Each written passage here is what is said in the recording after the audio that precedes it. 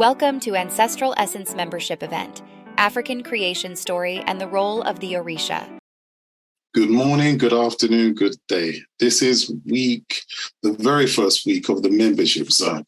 Today we're going to be doing the African creation story and the roles of the Orishas. Thank you very much for everyone that has joined our membership zone.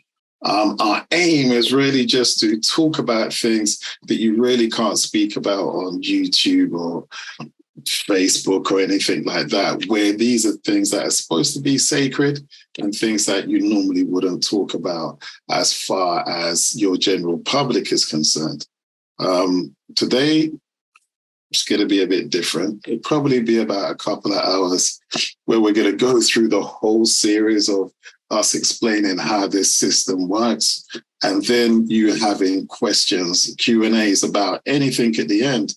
If something is really unclear and you want us to clear it up whilst we're going through, then please, raise your hand up or just leave something in the chat. I can glance over and look at that and then be able to come back and actually answer it. If anything that I'm saying sounds wild or you're just not familiar with it or you'd like me to repeat it.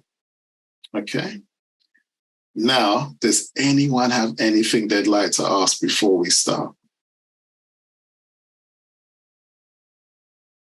I'm just saying to you, if I click you off by accident, it's because I'm trying to work out the camera. Yeah. No problem. You can always lock yourself back in. It's all right. We'll see you. Since you're not fully. After all that I had to go through, I really don't want to log myself out. Don't worry. We'll try and make that a much easier process next time. Right. Okay. I'm ready anyway. Excellent. Okay. Nakima, nice to meet you.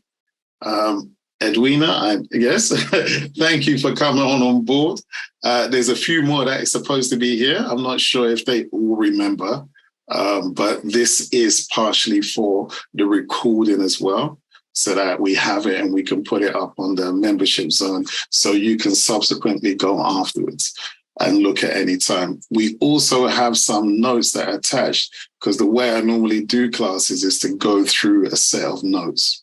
So I'm going to put the notes as a blog in the membership zone. So you can always go there and check whilst you're watching with the notes that are there.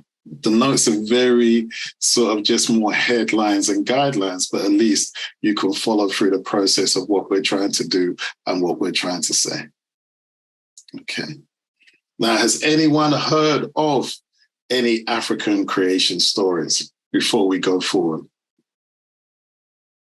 Sure, there's a few of you that might have heard a few things, but thank you, Nakim. Yes, I have. Excellent. Okay. Well, today we're just going to go through, not in incredible details, because that would take 10 hours and we probably wouldn't scratch the surface. And the whole thing about this West African version from Ifa's creation story is just that it has so many different components. We're literally just trying to go through the highlights today to just give you a general understanding of the story. Yeah, so that you're in a position where ultimately we want to give you the myth, then we want to give you the science underneath. Yeah, the thing that they've got, the misunderstanding about African traditions is that they believe that it's not as scientific, that it's pretty primitive and rude and rudimentary in its outlook. But in truth, it's a very deep metaphysical reality, understanding the mechanics of how things come into existence. Much of the story behind the African tradition isn't so much it was created as opposed to it arrived. It's almost like there was a blank piece of paper, which was this planet, and essentially at different times and different phases, different phenomenons turned up and were available to the people that were there to now be able to witness. Okay. All right. Let's start. We're going to go into the screen, which is something I thankfully prepared earlier. Okay, here we go.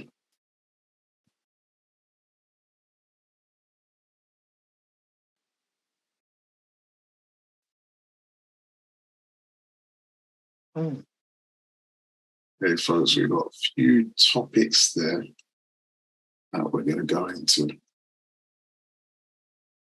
First, the title, African Creation and the Roles of the Orishas. This will be fun. Okay. First things, myths and legends and the story told in the human form. Nowadays, we have a system and a situation where the story is told for humans and the way that the human mind consumes it by looking at physical things with religious outcomes and religious understandings, a story has been told to match that. So where are these energies were primordial energies without physical form. Over the years, the story has now been converted. So we now recognize them as physical forms. They have human ways and they did human things like get married and did much of the stuff that we do. So many stories have been where people, like most holy books, have written a lot of, with artistic license, have put in a load of stories of they did this, they did that, they're responsible for this, they're responsible for that. But in truth, the secrets behind of what they're responsible, their energies that they're moving, the things that they're bringing to life are not really covered. So it almost becomes something which, unfortunately, your human form can relate to, but the consciousness that is you is unable to relate to. So in reality, all that develops is the story that you're aware of, but not you as the person. All these things were allegories to enable you to be able to find the deeper, more powerful parts of yourself. Find how you control your consciousness and your essence to bring its true magnetic value, to bring its true electrical value, to enable it to bring towards what it needs, and also to be able to create what it actually wants. That was the true purpose behind it. But unfortunately, it has been converted over time into a worship paradigm, where instead of knowing, you're asking or you're begging or you're praying for a more sophisticated way to explain it. And instead of you being in a situation where you realize you're the very thing you're asking for, it has all been put in an external concept outside of you. So most of your mind is focused on, who's going to make this happen? Who's going to make that? Who do I need to see? Who do I need to call? How do I need to fast? What kind of rituals do I need to do? This becomes your purpose or your thought that you think is going to get you to where you need to do and what you need to do, where it's merely just a case of you sitting in your seat, sitting in your mind, sitting in your power, and recognizing that your true source of everything is your actual running energy inside you. You have the power to call on anything you need.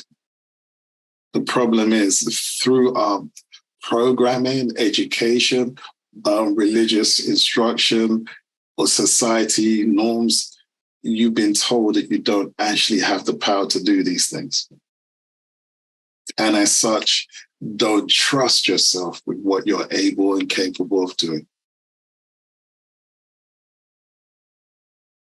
Now, what I've done is constructed two lists. One list tells the legend and myth story in human form. The other side is exactly the same thing, but in the opposite direction. So whereas we have here Oludumare, Orun, Ikoli Orun, Iponere, the marketplace, the planet, Olokun, Obatala, the chain, all of these are part of the story. And then we do the reverse on the other side, but speak of it from a spiritual and energetic dynamic. Now, in this zone, we're not really working through the concept of what we would do in our courses, where we'd say foundation, intermediate, and advanced. This is just going to be the story in this zone. So some of it may seem strange if you've never heard of it before, but really we're speaking at the level where essentially you can go back many times and watch it and see if each time you watch it, it makes more sense. Many of the different other things we're going to do as well is at a level, because we're really here. What we want to do is push everyone beyond the ceiling, push everyone beyond the accepted norms, push everyone beyond the accepted limitations of what you think you can do. Yeah, we can take it nice and slow, which is cool. We'll do that in our delivery, but the concepts may seem higher. And if there is anything you don't understand, please ask. Don't stand on ceremony. Put a note in the chat and just put your hand up and I'll go through it with you, because you might not be the only one that is having an issue trying to comprehend it. Nothing is out of the ordinary, he says, until we start challenging the concept of holograms and things like that later, because that's where we're going to end up. Yeah. But right now, we're going to work our way through to that position. So like I said, later on, it can be listened to and it can be made more sense of. All right. The first one we're going to deal with, Oludumare. This was the Yoruba's name for what they referred to in the human form as the concept of God, the creator. Yeah, the actual Yoruba people themselves are in the story of Ifa. It's not known in that way. That's why we put source of creation. They didn't have a straight concept of what God was. What they effectively had, and I'll explain it more at the end, an energetic frequency that flowed through everything, that allowed all the different consciousness within it, yeah, all the consciousnesses within it to be able to create what they needed to create. We'll speak about that a bit more, because once you appreciate that, everything you're in is created inside your mind. There's no concept. I know people have the concept of outside and inside and all these different things. Sadly, these are language components. Yeah, and language components that are essentially enabling people to be able to use language to direct what you can see and what you can't see in your mind. Yeah, there's many a thing that essentially doesn't and would not exist if you didn't have the language to create it. I'll give you a simple example, like the concept of the past and the future. The past and the future do not exist. They only exist as a place where you store memories. The past, once an event has taken place, it's gone. But as you have a memory of that, you can replay that memory. And then the place where you stored it is called the past. Because as soon as you say in the past, you travel to a memory, the place no longer exists. It's gone. Only exists within you, the way that you remembered it and stored it. So much of what you perceive is real is only because language gives you a way to actually create that paradigm as a storage place within yourself.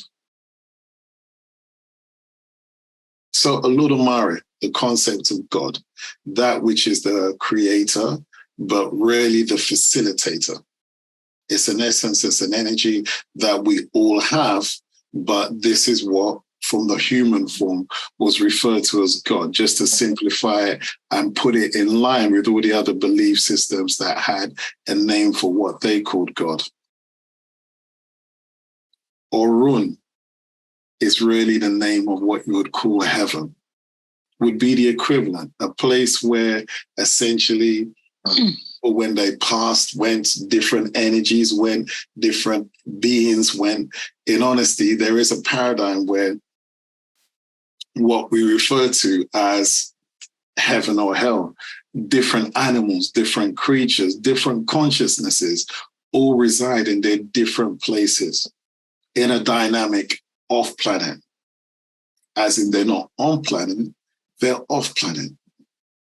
It would refer to heaven because heaven was really just a Jewish word for sky.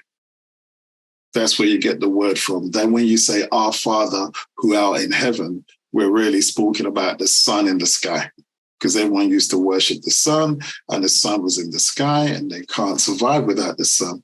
So that quickly became synonymous with the actual God. Hence, you got your Amen Ra, which is just the sun. And if you look at all the religious figures, they all tend to have a golden halo around them. Yeah. You also have the paradigm of when we're speaking of Jesus and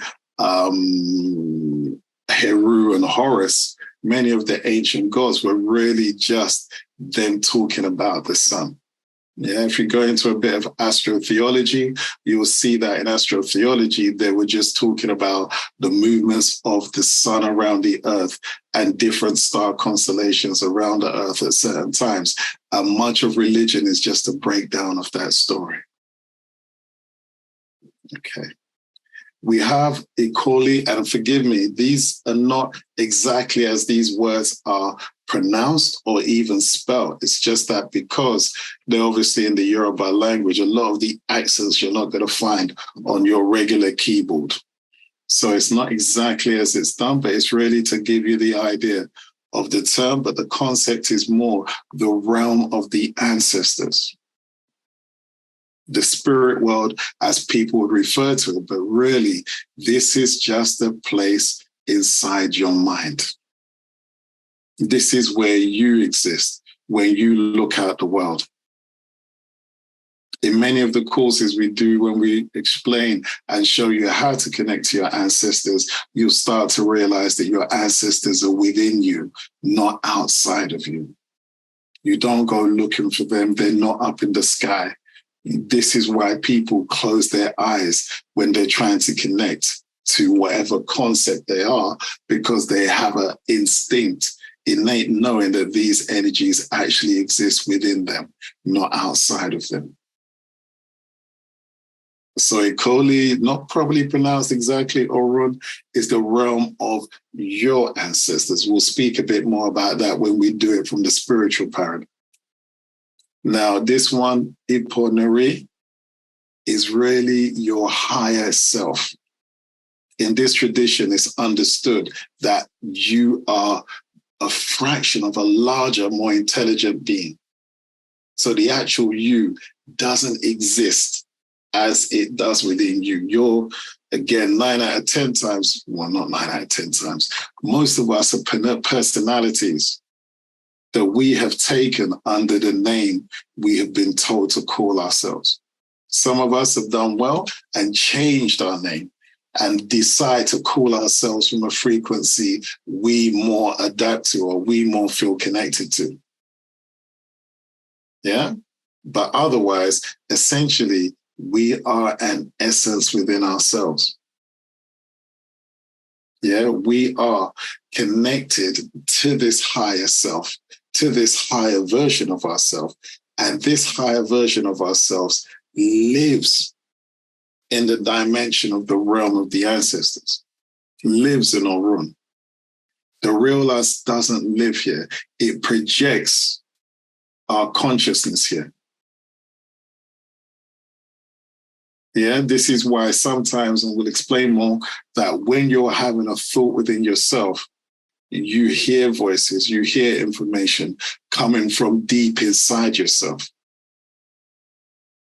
You're in a situation, in a scenario where effectively you can be connected to a version of yourself, which you're in constant conversation with. Before you speak, you have an internal conversation with an additional voice that is debating what is going on and how it's going on. So we are constantly in situations where we're having these internal conversations with other energies inside us. Sometimes it's our higher self. Sometimes it's other energies that we picked up. Sometimes it's different personalities that exist within us. Sometimes it's different entities altogether picked up from other people. We don't have the space to go through all of that today, but all of this information is what we do cover in other situations. Now you have the story where it starts to get into the concept of Oludumare, source of creation, made a decision that the heavens was getting, according to mythology, was getting too packed.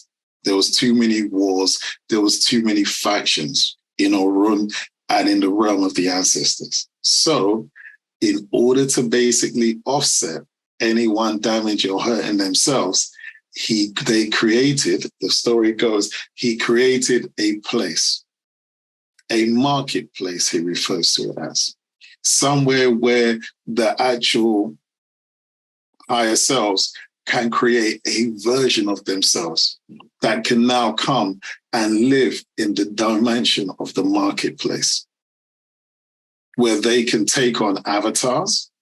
And when they take on avatars, they have a consciousness running the avatar, and the avatar will be able to conduct business transactions safely in this marketplace. So the marketplace had to be placed somewhere. So it's placed on what they call the earth or the planet Aya. Now, the story works as far as the creation story is. Oludumare said, I need to create somewhere so that everyone can go take on different avatars, take on different stories, take on different things, and play out whatever thing they need to play out in a separate dimension, separate place. So they looked for this, what we call the earth, this dimension. When they got here, there was just the sea. And there was an energies here, because there was energies in this planet before they came and created life on this planet. So the god that was here, or the Orisha, we'll explain that a bit more, or Lokun, the spirit of the sea, it was just water, according to the story. And then an energy was sent, or Batala, the spirit of consciousness, also known as the chief of the white cloth, came down to earth on a chain. Yeah, we'll explain what the chain is later, but came down to earth on a chain, brought some sand, and then brought a hen. According to the story, the hen was used to kick out the sand and literally create what we call as the earth. Yeah, this is how the story goes. A very simplistic way. Did it happen this way? Probably not. But this was the way that it was given so humans could consume the story and relate it to where they were in the environments they were in. Okay. The Orishas. This is what Oludumare sent down. Again, in total, depending on where you're reading, there's 401 or 801. These were separate, because the term Orisha is often referred to as selected heads, which means that this is different consciousnesses that came to this planet to design it. Literally, all the different things like the birds, the bees, the trees, the grass, all the different things that we visually see were brought here. They didn't exist here originally. There was just land, and all these different intelligences, all these different consciousnesses in different forms came to this planet and were brought here by the Orishas. Their task was to build the planet. Their task, not one concept of a god like I know other forms, and he just did it in so many days. It actually explains that they were here, obviously, eons designing the fishes, designing the birds, designing the insects, designing all these different things that we see. It's hard to believe that this dimension, they got it right first time. So chances are this has been replicated thousands of times. the complexity of all the different things in this planet essentially had to come from people or intelligences that had done it before many times. This was the story that they were telling. Okay, and now for us, the aura is the body. Yeah, the body and the organs. Because we were created from the land. Or, let me put it more succinctly, our bodies were created. Because our bodies are not us. It's that which we use, but it's not us. So within your body, when people go looking for orishas, because many traditions say, look for this, look for that, look for this orisha, this orisha is on your head, that orisha is on your head, meaning that the human forms behind these stories, that your energy relates to them in some sort of way. So they're basically tying you to a concept which they kind of make you feel is outside of yourself. So many of us go in pursuit of this or this orisha and try to do everything we need to do for it so that it can bestow its blessings on us, where essentially this energy is within us. It helped to create us. So there's an aspect of this energy already residing within you. You don't need to search for yourself when everything is there.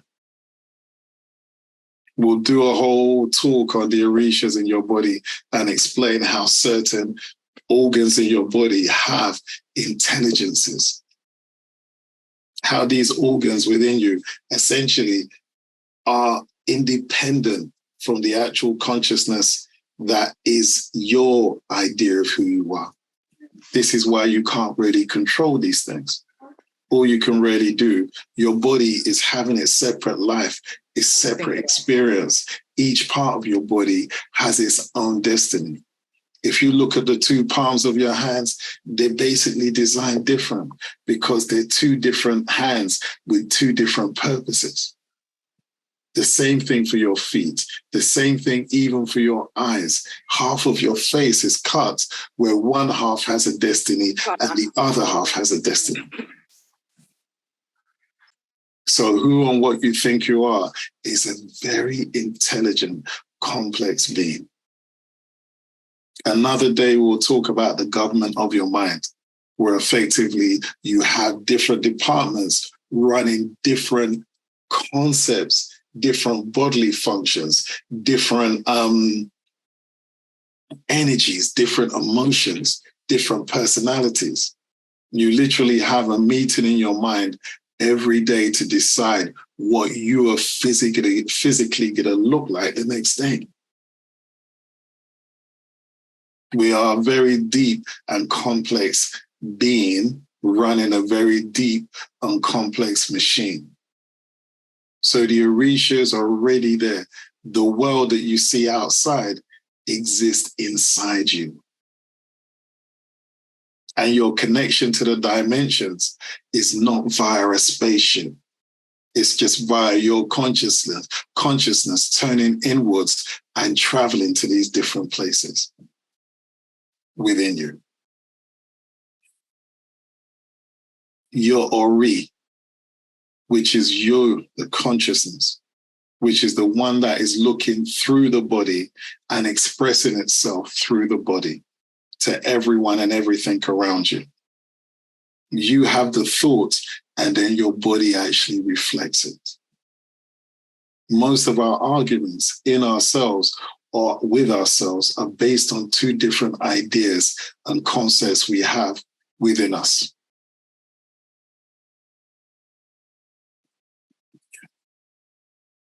Why did you do that? Okay, so different concepts is okay. That's it. Sounds brilliant. Okay, greetings to whoever's coming in. All right, so most of the different concepts that we have within us are essentially there as different voices with different personalities. 9 out of 10 times, if you've got an issue, is because you are debating very fiercely two different concepts. One of the concepts could have scared you and put you in a state of fear, and the other concept is trying to raise you so that you can actually fight against that thought so you can complete what it is you're trying to do. Your ori, the fraction of you sent from your oponiri, your double, sends a fraction of you, sends a part of you which effectively then actually lives the life that you are. Does anyone have any questions at this point before we move on? Anything you'd like me to clear up? Anything that you're not sure or I didn't explain clearly? Can I just say, Edison? Go ahead. I'm going on my laptop, so I'm switching this phone off right now because I'm already on my laptop with you. Okay, no worries. It's okay. Right. Thanks a lot. Cheers. Yeah. I thought it looked like the same. Okay. Does anyone have any questions? Question. Go ahead, Nakima. Yeah. It's about the marketplace, and I understand how we essentially are here living in the avatars and connecting in the marketplace. Mm-hmm. But how does us now, like in our unconscious, I don't know if you can remember, the unconscious Please, Karen, explain. avatar connect with the other parts of us in the consciousness? Okay. Does that make sense? No, it does. 100%.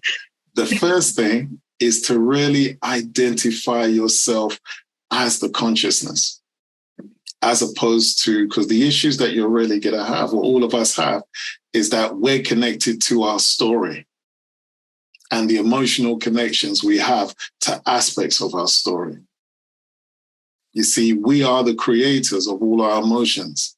And what has happened over time is that we have become addicted to the different emotions and feelings that we have from people and situations.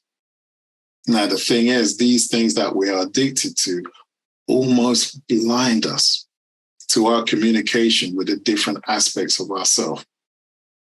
So there are exercises which we cover on different courses where you start to speak to the names of the organs that are in your body.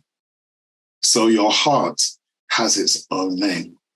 Your lungs, your liver, your brain, reproductive organs, stomach, everything has its own job, has its own purpose, have its own energy, requires a certain amount of energy, but more importantly, it has a name which you can communicate with. Once you communicate with that name of that organ in your body, that organ can actually speak to you and start to inform you of what you need to do to bring balance to that organ. Sorry. No, that's interesting. It's in terms of the name, is that something that we create ourselves to build a connection, or if it's something that is like set in stone? It's something where you can actually ask the name in your mind, and the name will not come forward as an English name because nothing in your body is English. English, from when you're taught something, means it's not natural to you. So your actual organ has a separate name that if you ask, it can give you, because it's a living, thinking being. The illusion of life is that you're an individual, you're a community of different intelligences, all working together to enable you, the conscious idea, to have its experience. Okay, you've got some interesting homework to do. Thank you. Yeah. All right. Okay, thanks. Okay, so yes, everything within you is living. The thing is, you have, and this is where the story of the Orishas and the 108 come from. Go ahead, Bernice. Yeah, greetings, everyone. Excellent. It's to do with the naming as well. Yes. Can somebody name you rather than you naming yourself? Sorry, can you explain in what format?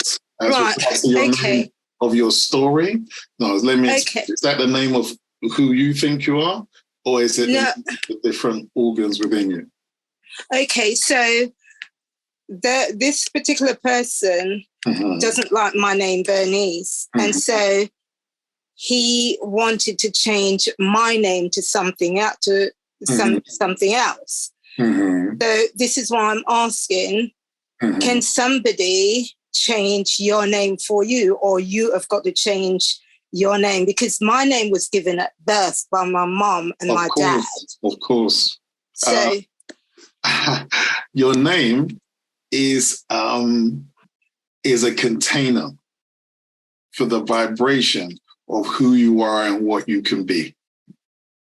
That's what a name is. It's a vibration. So when you meet someone and you state your name, you're literally providing a vibration of what your name means, and that person hears it and basically tries to fit that in with who they're seeing and how you behave.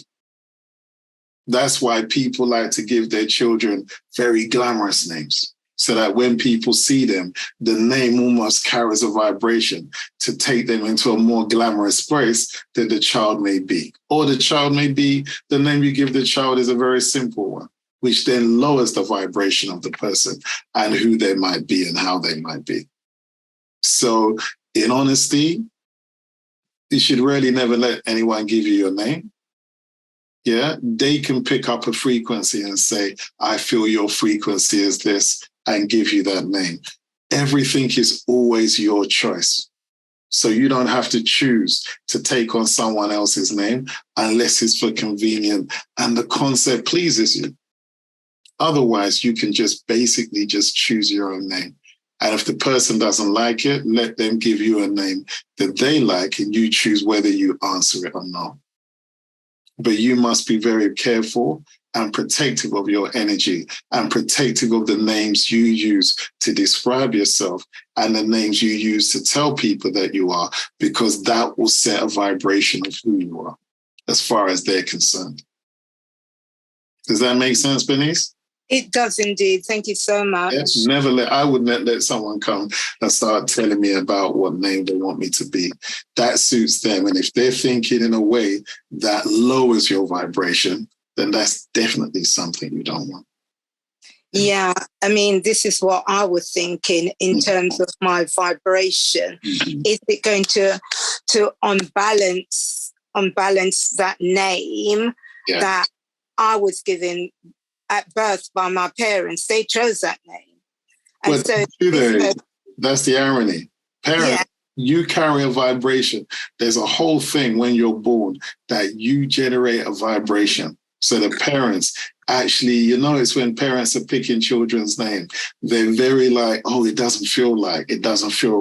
They're literally feeling the vibration of the name. And that's why parents argue a lot over names, because they could be feeling two different vibrations when it comes to that name that they're going to give a child. Yeah, totally agree. Thank you so much for that. No worries. Okay, no problem. Okay. All right. If anyone hasn't got any questions, we'll move on to the second part. Yeah, does anyone have anything they'd like to ask? All right. Same thing, just told in a different direction, but told in the spiritual form. There's a paradigm where in the beginning, these were really spiritual concepts that they found that the people were kind of unable to accept. The way they lived their lives and the different fears and hopes and dreams that they had and what had been given to them externally created a situation where people no longer thought from their spirit. They thought from their conditioning in their mind. So people were unable to really just accept the deeper spiritual concepts that were now being presented, and found themselves in situations where instead of them being told the truth, they were given a version that was more palatable to accept. Yeah. So let's start at the bottom, at the top. Ori. This is really you in your energetic form. It's a combination of different scripts, different stories, different capabilities. When you came to this dimension, actually, let's go back a little bit because this one helps. When we go back to the Ara body, you have a scenario where your body was created by your parents. Your body is a suit from your ancestors. The fact that you can look in the mirror and see your ancestors in your face, see their ears, see their nose, your smile is their smile. Because essentially your parents came together and from all the DNA that they had from their ancestors before them, they constructed the suit for your Ori to live in, for your consciousness to live in. We say this because when we say the Ori is you in your physical form, the consciousness, when you look out at the world, you're not looking out at the world. You're looking within your mind from what information you've taken from the world. Your body is the most sophisticated. Sounds harsh, sounds wild, sounds crazy. But when we look at things like modern technology, virtual reality machines, different things on that nature, AI, things on that level, we're now in a position where the human being has forgotten where he is and why he's coming. And your mind is the most powerful virtual reality machine that has ever existed. It turns out with all the cells in your body that you have 50 billion cells. And your body generates a frequency of 3.5 billion volts. 3.5 billion volts. If you think of what a car that drives around does it on about 12 volts. A truck, what, 20, 30, 24 volts? You've got 3.5 billion volts. And most of us always complain that, what? We're tired. We have no energy. With all that energy you have in your body, all your different thoughts, all your different emotions, all your different things that you create in your mind, all that power goes to create that wonderful virtual reality that our mind is currently in. This is why they refer to this place as the marketplace. They knew that you were literally in a place where essentially your real safe self was safe. The real you cannot die. The real you is an immortal. Because essentially what you have been doing is literally through that piece of yourself, that fraction that was brought into this reality. You have been basically living, as they say, in your current avatar. You've been living in a body created by your parents. Yeah, a suit from your ancestors. Your consciousness has been the actual light, has been that being with that power that you have. This is why when someone says you're looking bright when you're happy, when you're looking down, you can see, because you can see the person's energy has dimmed. The energy that they're radiating off from their actual electrical magnetic self has weakened, is diminished, because their thinking and their feelings at that moment is such where they can't broadcast their happiness. They can't broadcast their strength. Your Ori, the consciousness, is the one that is the creator of all the different things that you're doing. In your mind, with the template that you use to think, is the reality that you're going to create. It's going to be the things that you draw to yourself. You are essentially what you perceive as the God. We're going to go full circle, not because you're the one who created everything. That's not true. but you are the one who created everything you experience. That is true. As we go through, we're going to speak a bit more about this. Okay. All right. Your aura, which is kind of what we're saying, the avatar. The avatar is your life form in this dimension. There's various meditations that you can do where you can transfer your consciousness into the many avatars that you have in existence. In fact, when you go to sleep, your body sleeps. Your consciousness does not sleep. Your consciousness travels to other versions of you existing in other dimensions. Have you ever noticed when you're dreaming, you never see your physical self? Very rare. You can look in the mirror sometimes, and you'll see hair and this and that, but you don't really see your arms or your legs. It's almost like you're an intelligence placed in an environment that you're looking at something. Yeah, you hear sounds, you see colors, you feel that something is touching you, yet your actual body is asleep. Your body is still. Your consciousness has traveled 2 different dimensions, 2 different avatars that exist in this multi-dimensional reality. There's multiple dimensions within you, but there's multiple dimensions everywhere. Now, when the Africans were telling their stories, they were aware of this. If you see all the information that is written behind the Ori, the you, the version of you that has come with aspects of you that you can change, with aspects of you that came here with a specific purpose to do a specific thing, with the knowledge that you've been here many times before, and that in those different incarnations, you have done things that you needed to repair this time around. So within you and within that Ori, which is the consciousness, there are many different things that it understands and is trying to operate at the same time. In those traditions, they would actually make sacrifices to their own head, their own Ori, to pray to their own head to give them a better life.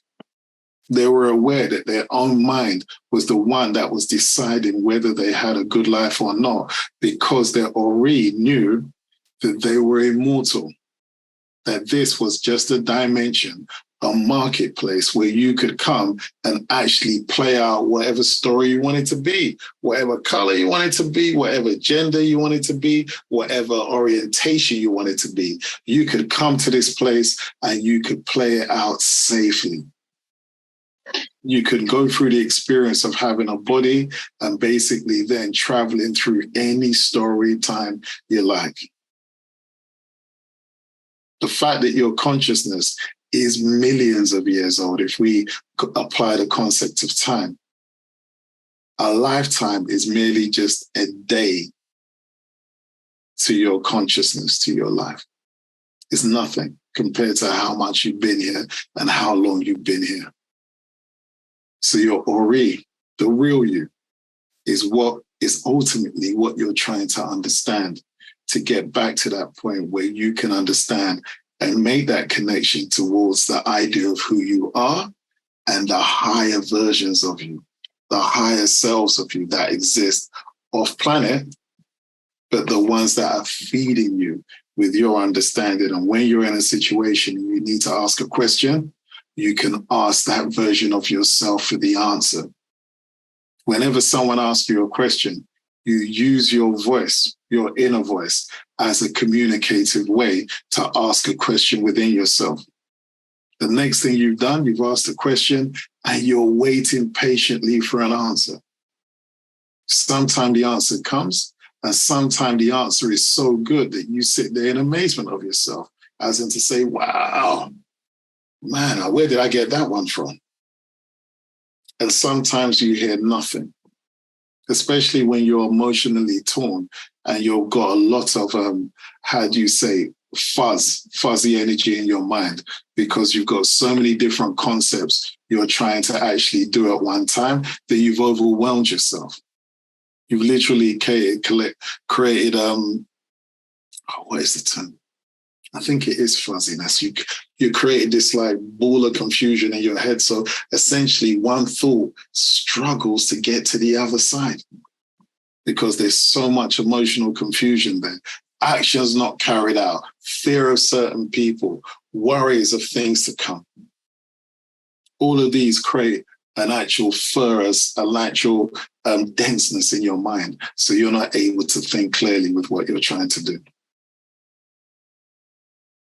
This is how your energy is passing through you, and your consciousness is trying its best to regain control over you. The Orishas, the dimension builders. Effectively, as I said before, this dimension is I'm going to say a bit later, is a hologram. So we might as well say it now. A very sophisticated hologram that has taken millions of years to make. The Orishas are the dimension builders. They're the intelligences that build a dimension of what you see outside and also what you see on the inside. They've got parallel worlds that they've practiced and made this one. There are other dimensions in existence that you will travel to in your dreams. Ones where you can fly. Ones where you can have all amount of different strengths. One that you're different agendas. Yeah, this can be consciously done. Once you have a greater control of your consciousness, you can consciously travel to these other dimensions and see what you're doing in a waked, lucid state. With the Orishas, even though they've been given all of these human forms, in energetic, the reality is the fact that they're the intelligences behind these forms or behind the creation of these things are really what they are truly about. Selected heads, selected intelligences with different agendas, different paths, and different abilities to bring other energies into this dimension. To bring the sun, because the sun wasn't always here. To bring the clouds, to bring night, to bring all the different animals, to bring all the different phenomena, all the things like wind, air wasn't always here. These are separate intelligences within themselves. Look at the concept of fire. Fire, when you see the actual flame, that's the child. That's not the fire. The fire is the intelligence that heated the air and made objects in that air combustible, to the point where the result of the two sides, the male and the female, the intent and the outcome created the flame. You're looking at the outcome, the same with water. There's an intelligence that heats two gases to the point that they create another form, individual form. The same thing with your mother and father, creating two liquids that literally had their intelligence to create a zygote, an original. And in that zygote, the one cell, the combination of the semen and the egg, it has the ability to create bones, solid matter, to create lungs, to create eyes, to create all the different things inside your body. The intelligence in those fluids, the magic, the power, the essence was able to create something of these two things coming together and creating something which wasn't themselves. The old chicken and the egg concept. What came first? The egg. Because the egg had the intelligence within it to create the chicken. The sand in the hen. This is where it gets more fun. The sand in the hen, the programs. All of us have inherited programs in our DNA. These programs is like an operating system. You can imagine you have something like Windows 11 and Windows 7 of, all the different older programs. If you had a file that you created in Windows 7, you could maybe play it on one of the newer ones, but you can't play one of the newer files on one of the older machines. The operating system is different. It doesn't recognize it. This is much like when you have a dream. You remember the dream, you're there in the dream. But as soon as you wake up and you're now in this dimension, because that dream took place in another dimension. And in that dimension, you was using another program to break down what was going in that dimension. By the time you come over here, the dream fades quickly. You can't store it because it's incompatible with the actual memory files or the way that your mind is built over here.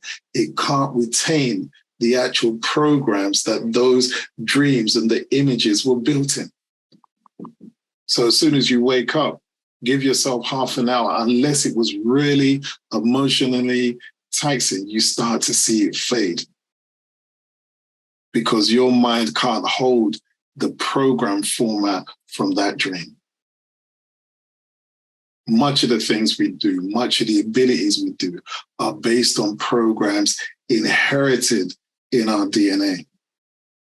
If your dad had an ability to do this, he could have passed down that information.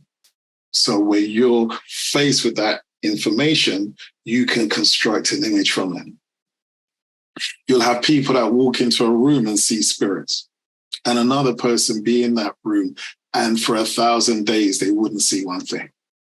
Just because their mind doesn't have the capacity to break down the energy field in that room and reconstruct an image in their mind.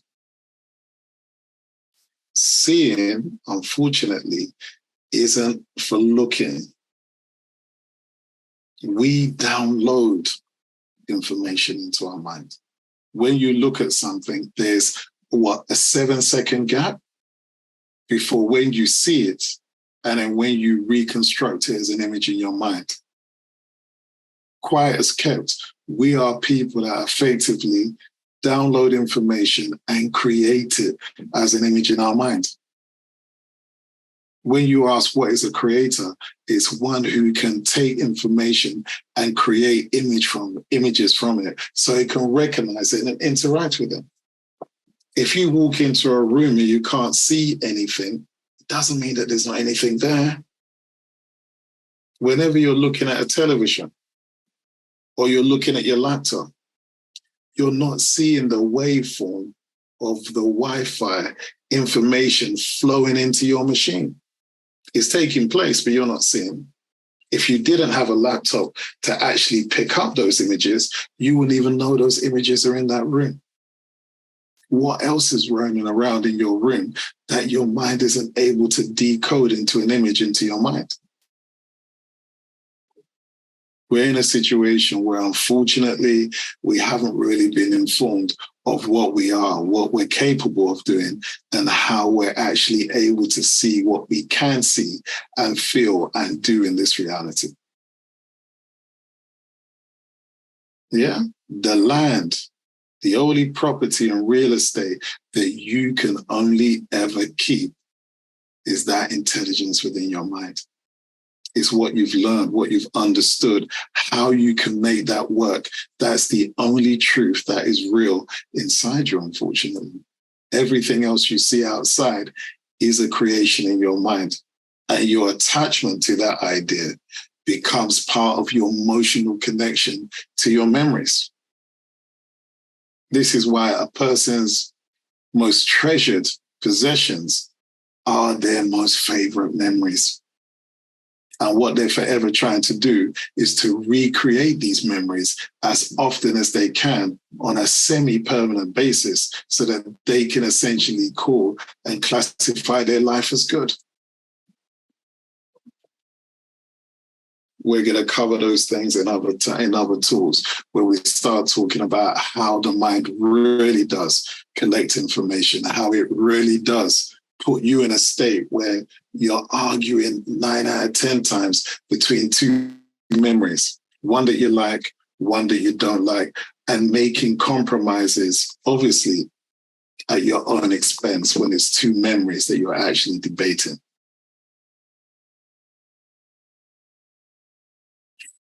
Would anyone like to ask a question to clarify anything?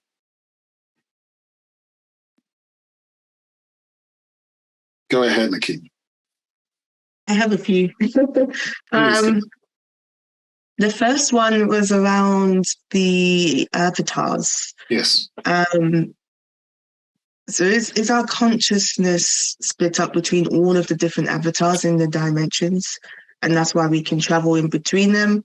Or is it that we're like hijacking them for a period of time and we sleep and then we come back into our own avatars? Thank you. That's a great question. Yes, as far as the dream is concerned. And the thing about your consciousness in your waking state, you have the concept of daydreams when you travel into your different avatars as well. Yeah. But you can consciously get to a position where you now control or think from your consciousness first and your body identity second. And when that happens, you can start to expand on what your consciousness can do. At the end of the month, on the 29th, I think we're going to do a class on spiritual AI versus human AI. And in that one, then I'm going to tell or explain what your consciousness can actually do and how it has the intelligence to travel into different dimensions and do a world of different things. So you can travel into your other avatars and you can see them and things like that. We'll speak about that concept and how you can actually do that as a human. So yeah, that's one. But you can do it consciously. You do it in your dreams naturally. And you do it now and again in your daydreams. Okay. Related to dreams again, I've got one last before I hand it over. Is there a way to imprint programs into the other avatars to make it easier to remember the dreams? Oh, I wish. That one's a tough one because it's literally when you travel, there's a meditation that you can consciously travel to your soul. We haven't covered that today, but you can travel to your soul, and your soul is really just the library of all the different lives you've had, but also a place you can go there and see all your different avatars in different cubicles. So you set up a room, there's all these little cubicles, so many circling around the room. You can you can walk into the room and look through the screen, and you can see you as a different version, a different person, a different animal, a different creature. All of these things are there. So you can travel to that place and consciously see yourself in many different forms. So that is a meditation that we do in one of the more advanced classes. But yeah, essentially you're able to do that. Thank you. All right. It's okay. Cool. Thanks. Sorry, the next person, I don't know your name because it's just come up as a T. Hello? Hello. Is that you, Tim? Yeah, that's I. Hey, go on, my friend. How you doing? Okay. Go ahead, my friend. My question was in relation to the discussion around having a conversation with other people. And if they're asking you a question, I find that sometimes it's a very slow thinking process. And so I'm wondering, when going internally in a dialogue and also being present in front of a different person who has some expectation on what a proper conversation should flow like. Okay. Is there a way to speed up, to accelerate? Yes, there is. The question. There is. Well, okay. You recognize when you're having a conversation with someone, effectively, the person is giving you words and terms to build a simulation in your mind. Yeah. All the conversation is I have an image in my mind, which is my personal simulation. And then I want to transfer to you in words, essentially a way that you can then construct a simulation similar to mine in your mind. Now, that takes a time in itself. And based on the language that the person is using to communicate and your language that you're using to communicate will determine, and the truth of what the person is saying, will determine how quickly you can build a BIM image in your mind to actually be able to have that conversation with that person. Now, the thing is, where, as you know, you can speak with your ancestors. Once you've made that connection, if I'm having a conversation with someone, I would ask them to listen and to break down to me what the person is really trying to say. So before the person has finished the sentence, they've already come to me with the answer, because time is all relative.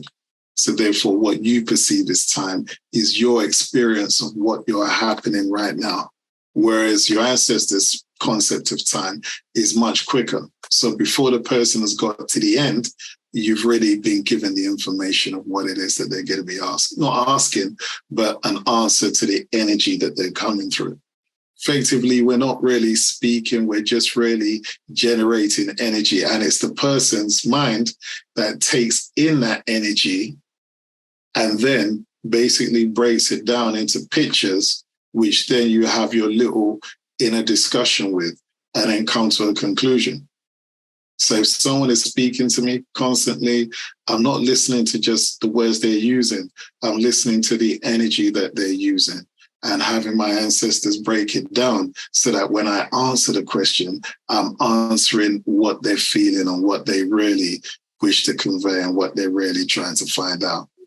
If it's a case where a little bump is needed and say, you need to speak to your people, if they know how to do that, then effectively I would say lean on them, have them break down the person's words and give you the images faster so that in your silence, in your poise, in your pondering what they're thinking, you can have your conversation with them, your ancestors, before you say anything. So you're basically not just breaking down their emotions and what words they're using, you're breaking down where they're really coming from.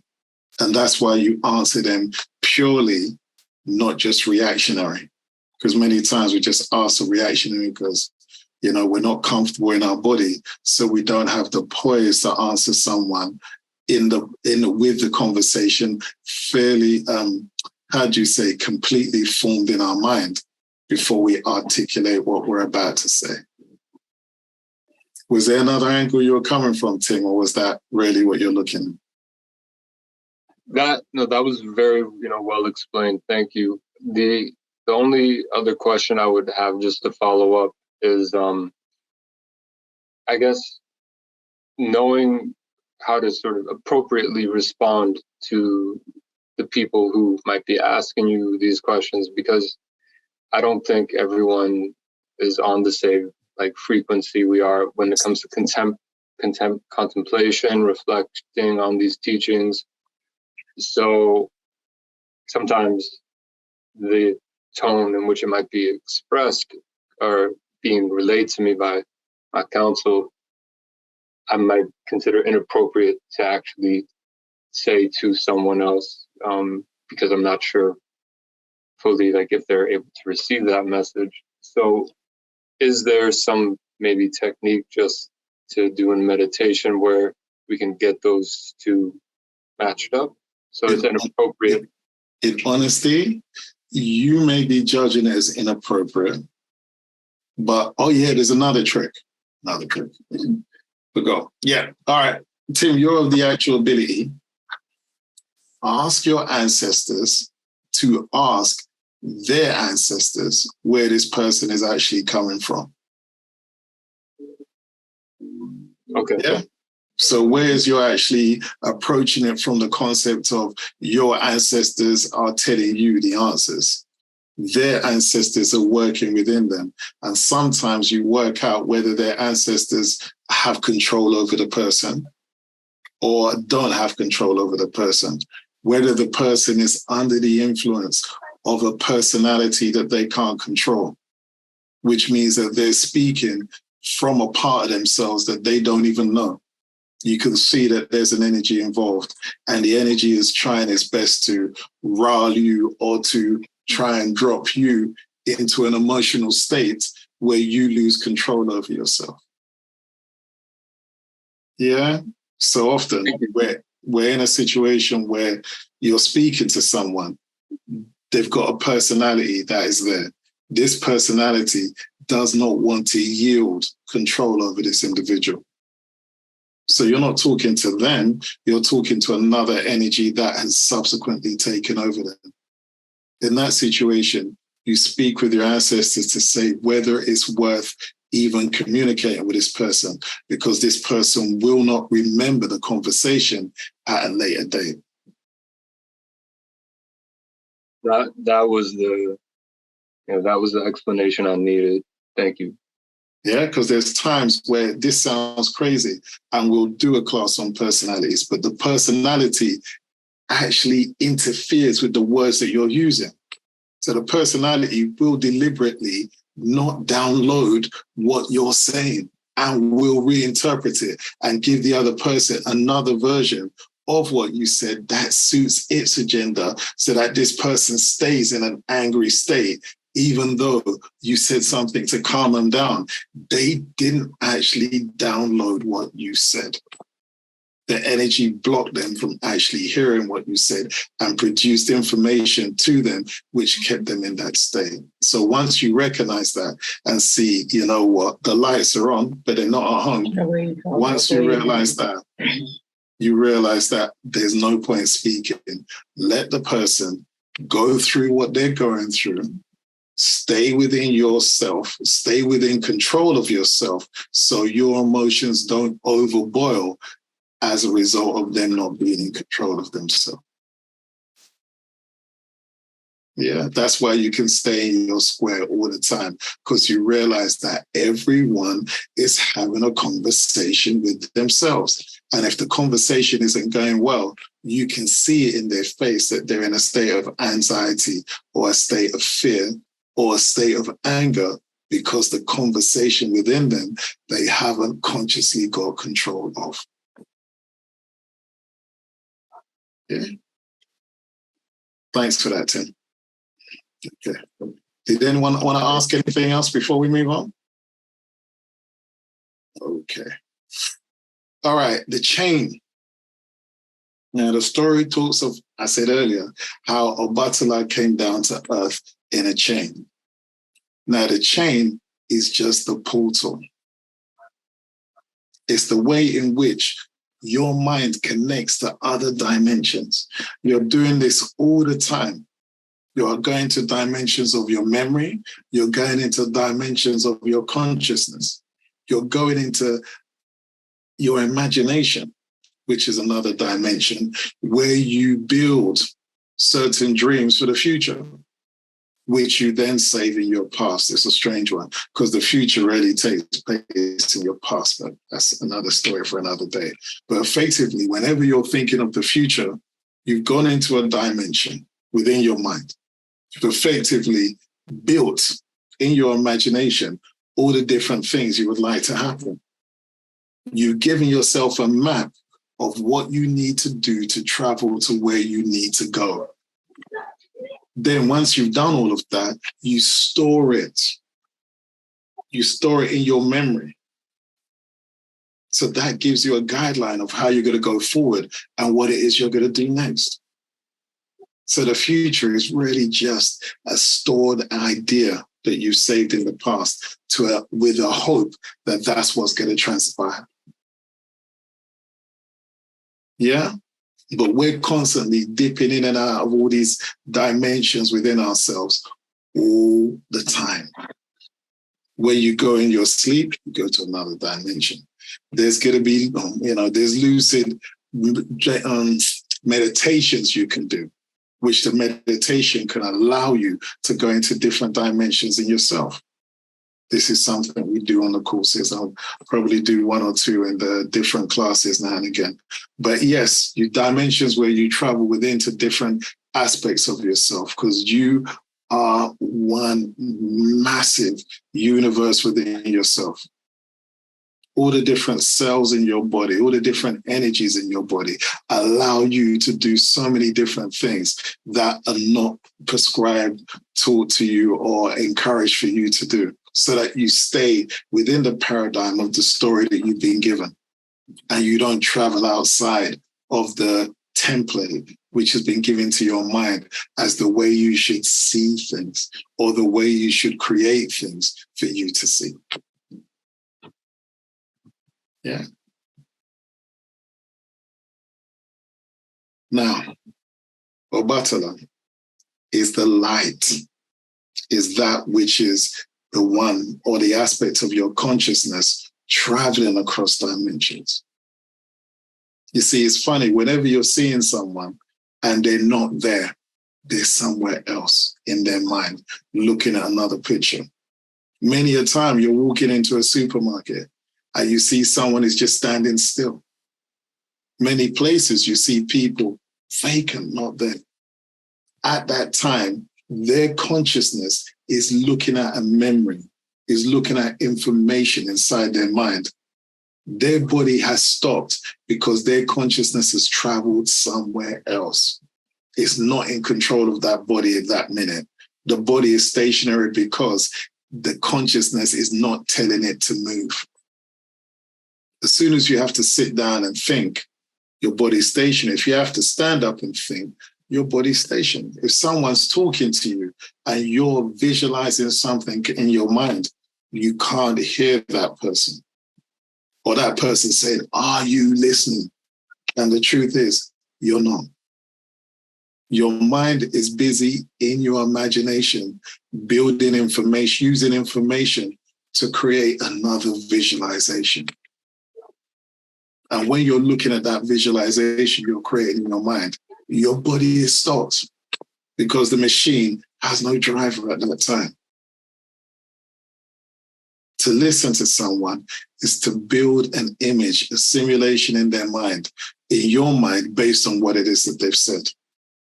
So sometimes when you can't accept what someone else is saying, is because the picture that you've built in your mind for that information, the person is saying something so counter to that, you're not ready to shift your image. You're not ready to shift your visual opinion. You may have an emotional attachment to that opinion. You may feel like, if I go against that, I'm going to feel pain because that transgresses one of my rules of how I conduct myself. So you can't listen to an alternative point of view because it will physically hurt you. So listening is not the art of hearing what someone's saying. Listening is the art of building an image, a simulation for what someone has said, so that you can internally take it within yourself and then debate it in a image movie watching form. You're constantly doing that, watching a movie screen or watching a little mini movie in your mind and looking at it, okay, until you've got that stuck in your mind. It's the same thing. If someone is about to drive and looking for directions, what do? You basically look at the image and you look at the route in your mind.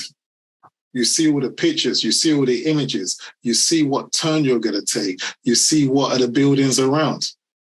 Your eyes are off building that image, that hologram in your mind. And then once you've got it, okay, you stored it on the other side in your memory. And now from your memory, you can actually bring that information and go to where you're going.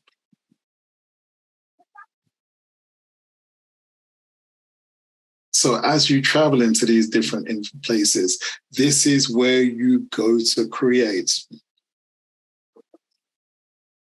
your imagination.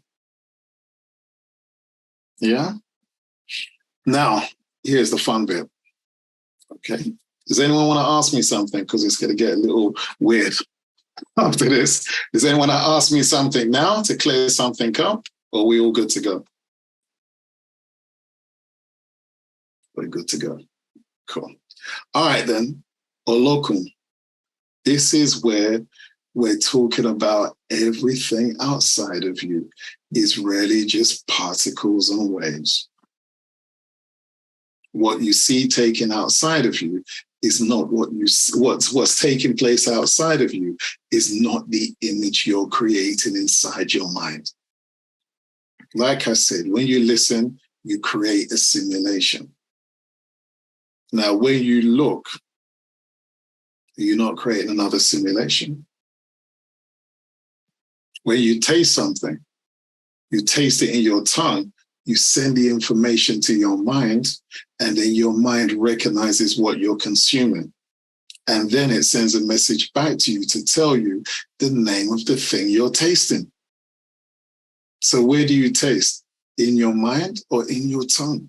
Or the information taken by your tongue, the information taken by your eyes, the information taken by your ears, the information taken by your skin and your nostrils. Your senses take information. Your mind creates the image from that creation.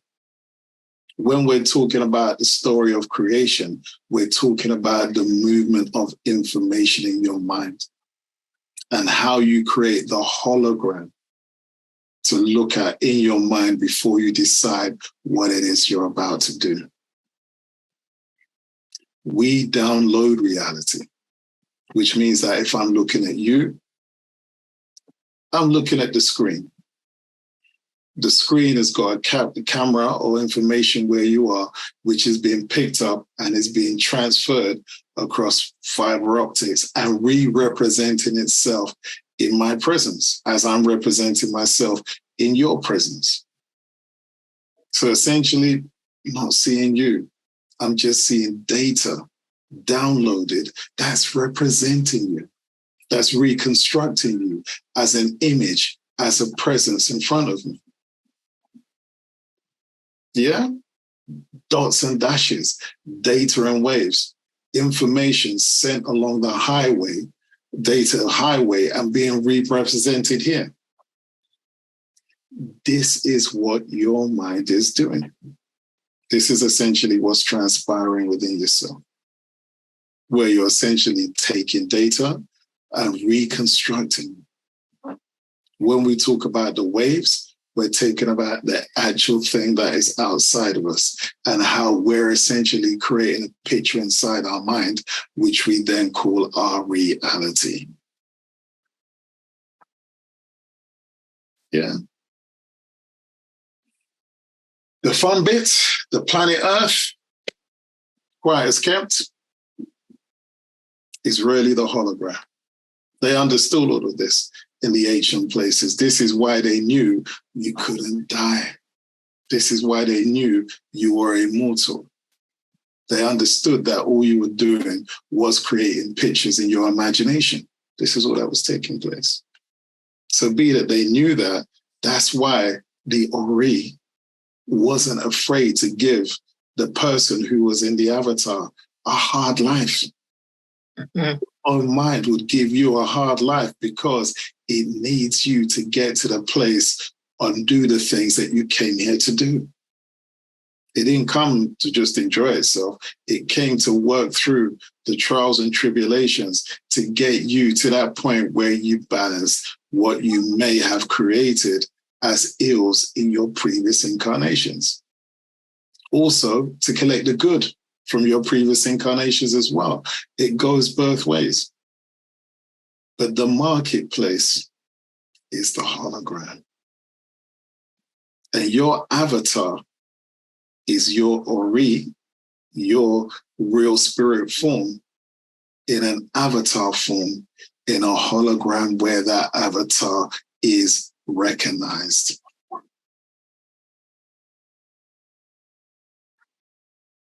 This is where it is, I'm afraid. All the creation story was really just talking about you and how you create your reality to experience this reality, to experience what it really is. All the different stages was, again, like I said, the real creative form that was you, creating a body to come into a dimension with the programs necessary for that dimension, to be able to use portals to travel between different dimensions, to create a situation where it had the capacity, once it created a portal, to travel into different dimensions, to send that aspect of itself.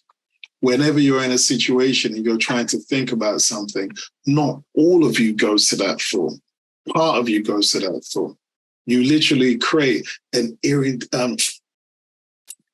interrogation energy to go and find that information. Yeah, you literally are in a position where you're still.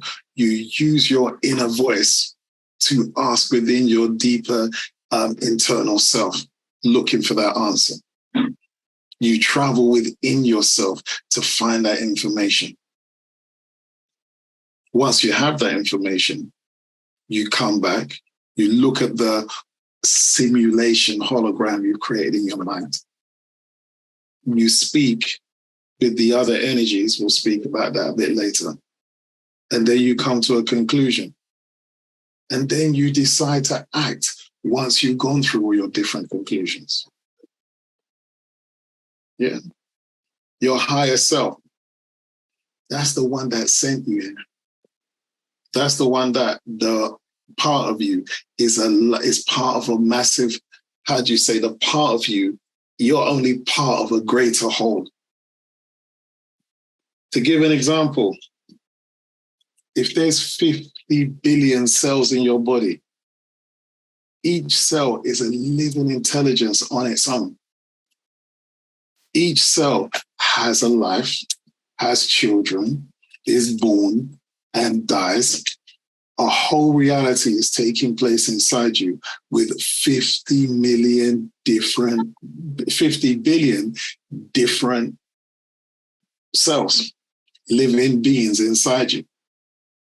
So how easy or hard is it to imagine that you are just one cell of another massive being that has over 50 billion different things? As above, so below. You've been sent on a mission to a dimension to complete a certain task in a certain avatar.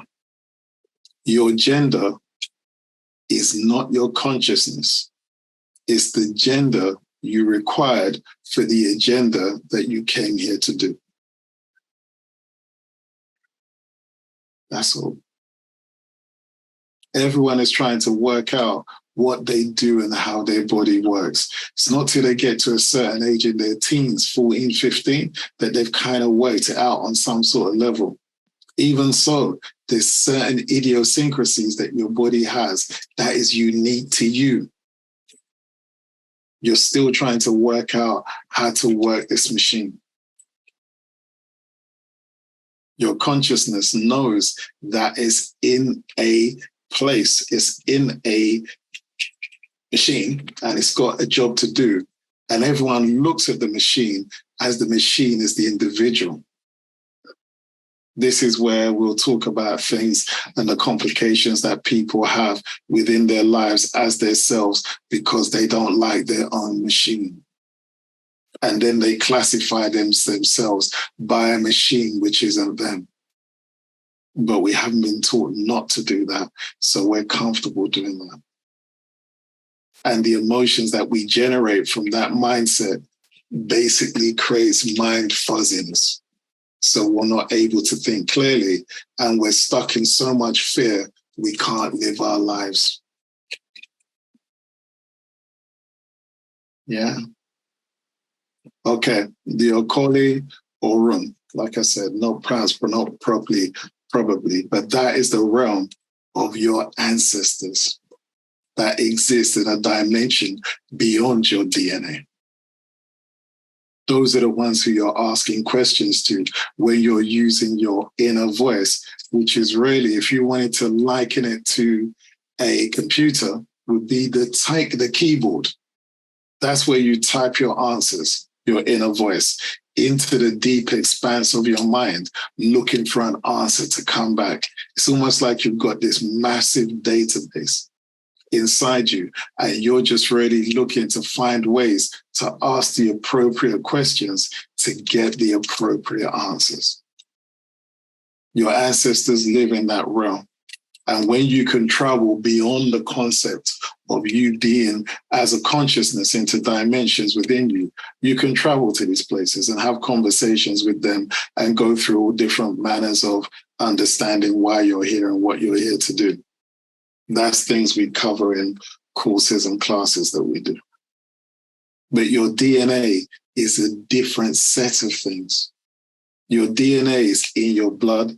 Every cell in your body has all the DNA, all the information that all your ancestors have ever lived in this dimension. In you reside within all the cells of your body. To the point where I think they managed in science to pick out 1 gram of DNA, 1 little gram, little dot.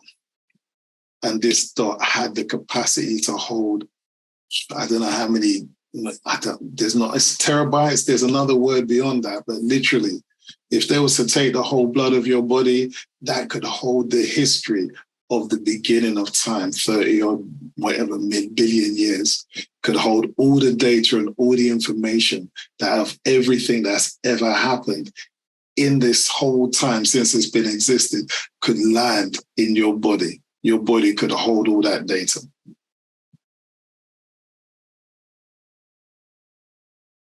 Quiet as kept.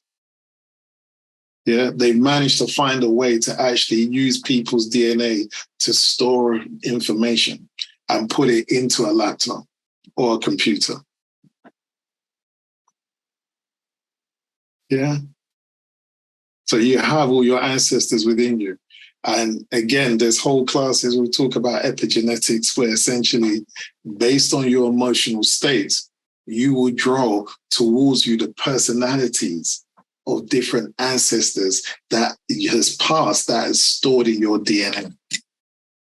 So one person in your family might never experience that type of behavior. And another person in your family may act in a totally different way, because the overriding thoughts in their mind is going to draw that type of ancestor or that type of behavior pattern in their DNA to the fore, so that that program, that information can now come into the consciousness of that person as a personality and start behaving in ways that the person doesn't understand that they're behaving in that way from.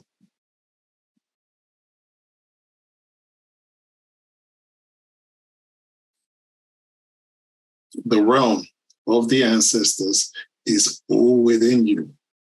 All this going to this place to pray, that place to pray, close your eyes, go within. Everything is there waiting for you. You just got to shake off the idea of what you think you are so you can actually travel as who you actually are. And in that way, you're going to be able to see things, know things, understand things that has always just been hidden in plain view. It's just that someone else told you what to look at so you couldn't see it. Okay, Orun, this is the universe. Beyond our eyes, there are so many different beings, creatures, intelligences, dimensions, yeah, that don't always have the physical form that you have. So don't always look. Everything is alive, from a bird to a bee to a tree to land to areas. You go into a certain area, there's an energy taking control over that area. That's why when you drive into different places, certain places feel different from other places.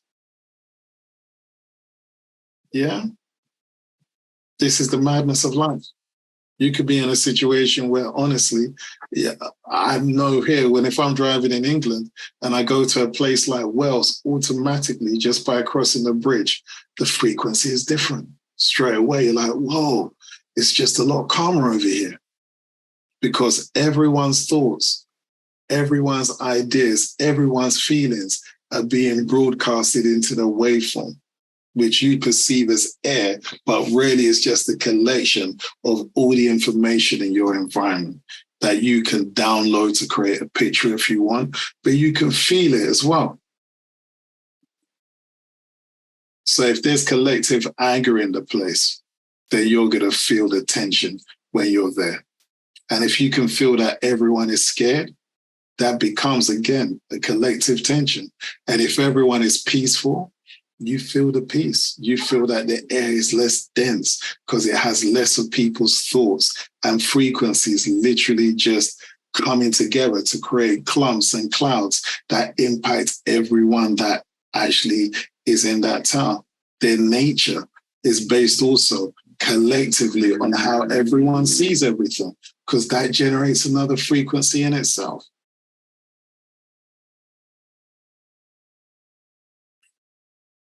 Okay, the Ludimari, the last one. The energy that enables all consciousnesses to create its own reality. All of us are creating what we see, what we feel, what we hear, what we experience. We might not own the rules by which we do that, because education was a very good tool to ensure that we saw the world from the way we were taught to see the world. We knew what the rules were, which became programs which restricted our expansion of our own minds, because when we wanted to expand it, there was a rule telling us that somehow that was bad, it was this, it was this, it was that. You are infinite, you can do anything. That energy, which is a Ludimari, is not God per se. It could be a program in the hologram that allows those within the hologram to write. It could be the original keyboard that operates in your mind as an energy that allows you to be able to create images in your mind. That's something somewhat different. I think we will touch on that when we talk about spiritual AI in a couple of weeks' time. We'll go into that kind of information and explain what you're actually capable of. The truth is, for some, this will be easy to swallow. For others, you're going to have a load of different points of view, like I said, and information that is going to challenge it. Because that information has been enjoying the food of your life force and essentially does not want to let go of that food just yet. So it will throw up counter conversations. It will throw up, well, what about this? What about that?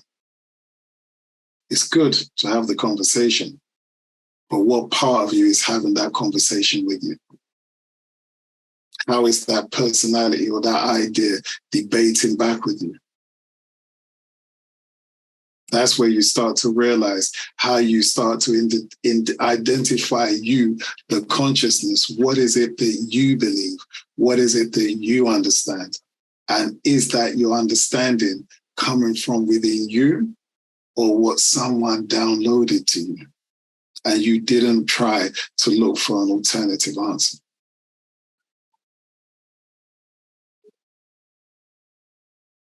Okay, folks.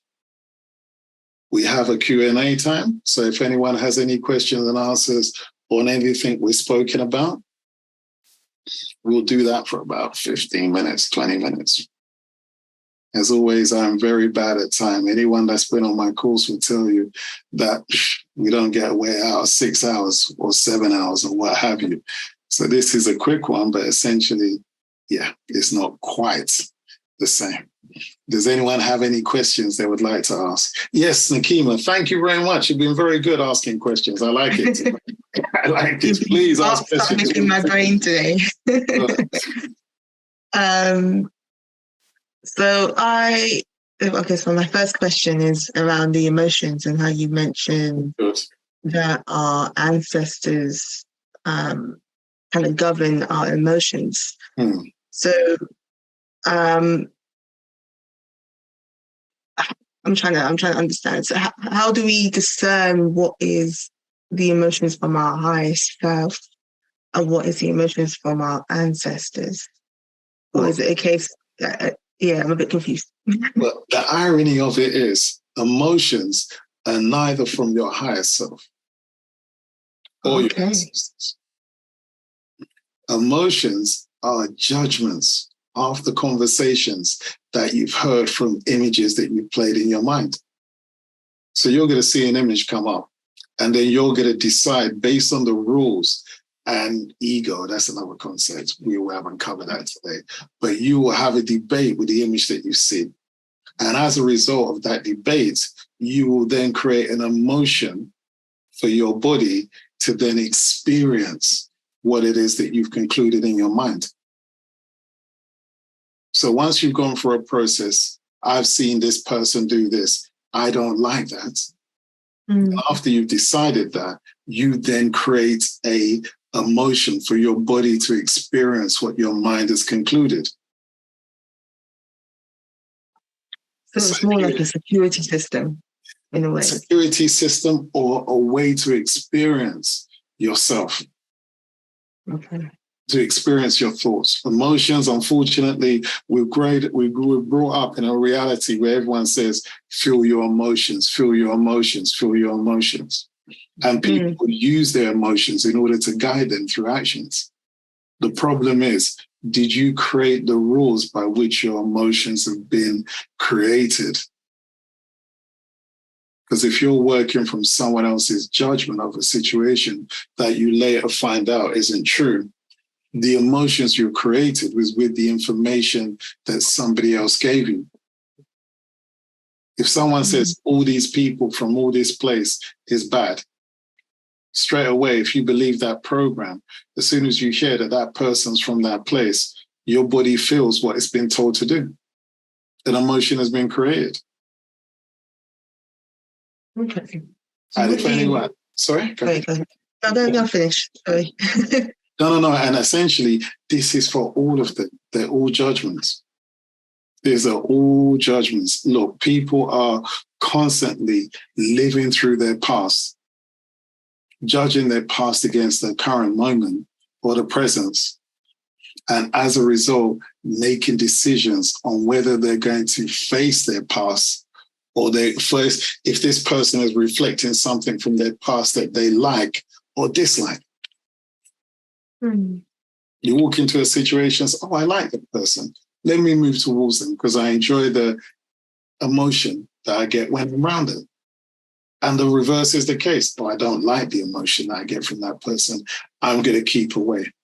And you can only ever judge that on your past, from your past.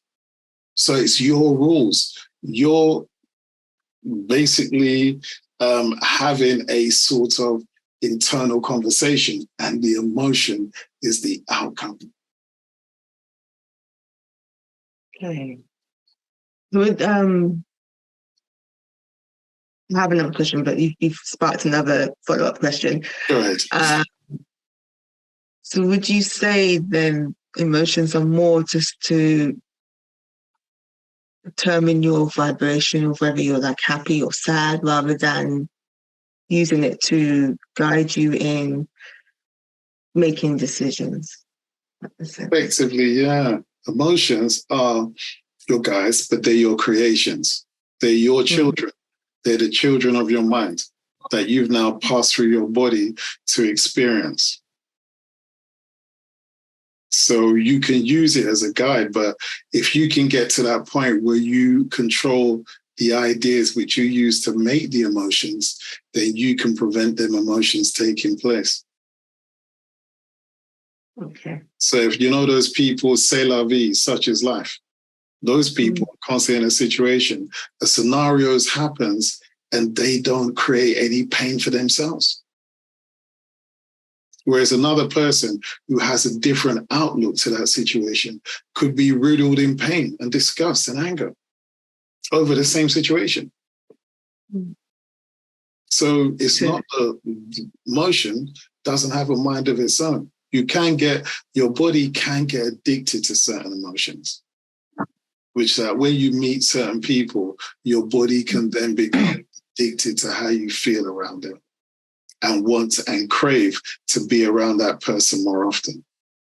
And basically, after a while, especially in relationship paradigms, that person has to behave in a certain way to maintain the emotion that is flowing through you. As soon as they change, oh, you've changed. They notice you changed because you've noticed they've changed because you don't feel the same way when you're around them. The emotions that you generate whilst you're around them are not the same. So it's really the thoughts that are governing everything. So what you think is how you're going to feel. And if you control the thoughts, then you control your feelings. It's at that point, the rules by which you have your thoughts, when you're having those internal conversations, the outcome is the emotions. So if you have more control over the different thoughts in your mind, you can cut down a lot more of the emotions that you feel inclined to actually show. A calm person is either someone who is afraid to express themselves and they appear calm, or someone that doesn't consume what you're saying. You can speak, but they can choose how they hear it, what simulations they create, and whether they decide to create an emotion as a result. Okay. I think I've got it now. Thank you. If you don't, it doesn't matter. You can watch the video, and on the member zone, you can leave questions. There's a place where you can leave questions and suggestions later classes down the road. Most things we cover. If it's specific details about a certain thing, then maybe not. But if it's a concept, then we can always discuss the concept and go through it. Okay, cool. My last question then is a bit of a strange one, but I'm going to say it anyway. Go ahead. So in terms of like the wind and the elements,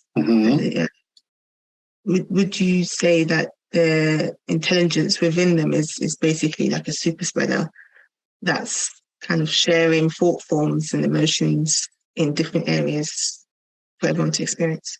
100%. Wind.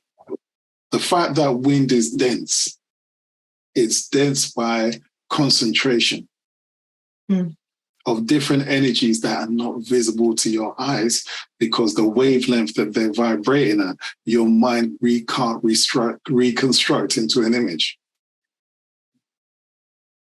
Every time you speak, you generate wind, intelligent wind. No one can actually hear a sound that you make. They reconstruct the energy that you broadcast. We don't make sound. I know we think we do, and it's one of those ironies, but essentially, whenever you're speaking or you're about to talk, you take the thought, you send it down to your voice box. Your voice box then encodes that information, that thought form, and then broadcasts it out of your mouth. Your tongue is instrumental because your tongue, they say the orisha for the tongue is Shango. And Shango is that of fire. And your tongue is in the shape of a flame. So your tongue essentially is an energy distributor that distributes that sound wave or that information out of your mouth. Whenever you spread a word out of your mouth, essentially it goes into the air and it's a scattergun approach. It doesn't directly go into anyone's ear. The person has to be there to be able to capture the sound in their ear. And when they capture that energy in their ear, there's the whole drum, there's the whole system where your mind essentially then creates the sound in your head. And then when it creates the sound in your head, you search in your memories to see if you recognize that sound. Because if you don't, then you're like, I don't remember ever hearing that sound. I don't know what that noise is. But when it does, then it says, oh yeah, I've heard that sound before. And a corresponding image comes up. And then you start to build your simulation. Once you start to get a number of words and you can put images to them, then you build your little mini movie, which you then discuss within yourself before you decide on what emotion you're going to create. Okay, thank you. No worries. That's actually really insightful. Right, thank you very much. It's okay. It's okay. Does anyone have anything else? The floor is open. Please do. Yes, there is a question that I would like to ask. Go ahead, Don. You've taken down the list that you had. Okay, yes. Do you want me to put it back up? Yeah, could you put it back up briefly? That's what I say. We're going to have it available in the member zone as part of the posts. So you can go to see it when you're looking at the video. It was just referring to, is it Olodumare? Oh, no, I think this is the wrong one. Bear with me a sec. Yeah. Because we've got a few here, because we've got a class tomorrow. It was the last. Olodumare is that which allows all. Here we go. Yeah, go on. Yes, go ahead. Energy that. What did it say? Here it is. Energy that enables all consciousnesses to create their own reality. Could you expand on that a little bit? Sure, of course. Everything that you see, wood, trees, everything has an energy field around it. Now, everything is having its own separate experience. When you see that you're walking up a hill, you can walk up a hill pretty quick. You just bang, bang, bang, bang, bang. Before you know, because you're in the realm of time and the realm of all of those things, you've walked 100 yards fairly quickly because of the construct of your body, what you've seen, all that kind of stuff. If you was to imagine an ant or a snail making that same journey, how many months would it take for that snail to make that journey? It would take a long time, wouldn't it? They're experiencing a whole different set of things. But it's experiencing its own reality. The pace at which your mind moves and experiences things is not the pace that the snail creates its reality. So what could appear a minute to you could appear a day to the snail, as far as all the different thoughts and feelings and emotions it's going to experience in that time. I think I was thinking more about, when some parts of your body become ill, so somehow on some level you've created that illness within yourself. So at the opposite end. Oh, that's a different thing. That's a different thing. I'm glad you clarified that. Illness. Yeah, so illness. If you've created it somehow by the way you think or the way you eat and the things you do, then you can reverse it by looking at what you do, how you eat, how you treat your body, how you treat yourself as a being, and reverse the illness. Okay. Because I said I would speak the truth, let me speak the truth as I understand it, yeah? Because I could agree with your answer and I'd be perfectly within the realms of what everyone would say when it comes to that answer, yeah? But because we're in this zone, I'll tell you the truth as I understand it, yeah? Truth is whether you believe it or not. Never say that I'm saying the truth, I'm just saying my understanding of it. Okay. We are a collection of beings, like I said. And there are ways that we can ingest, download other food, other bacteria, other beings. Yeah? Even when you're cooking for somebody, the emotion that you have at the time of your cooking is also embedded in your food. So therefore, you are transferring frequencies between everyone and everything. Yeah? Now, certain frequencies that might come and you catch, like a cold. Now, the thing is, the cold or the illness already resided within you. Here's the irony. The thing is, your body and your higher vibration prevented that energy from rising up in power and taking over your body. Yes? Yeah. Now, an illness often happens when your vibration is low. Overworking, too much emotions, bad eating, all different kind of things along that level. Yeah. When you get into that state, your body has not the capacity to fight the low vibration that energy can now be able to cross over and start to grow in strength inside your body. Every illness is alive, thinking and kicking. Every illness, the fact that it can spread around your body means that it's got its own life force, own intelligence, own purpose for life. Yeah? Yeah. Olodumare created that thing, or that thing within itself has the own intelligence to want to do and create different things. It wants to use your life force in order to grow within itself.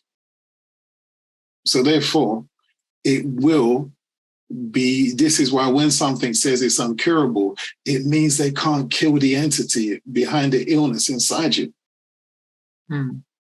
Now, there is another level of comprehension where essentially you realize that as the owner of your energy field, you speak the language. This is a whole next level of things where there's a language that your body speaks.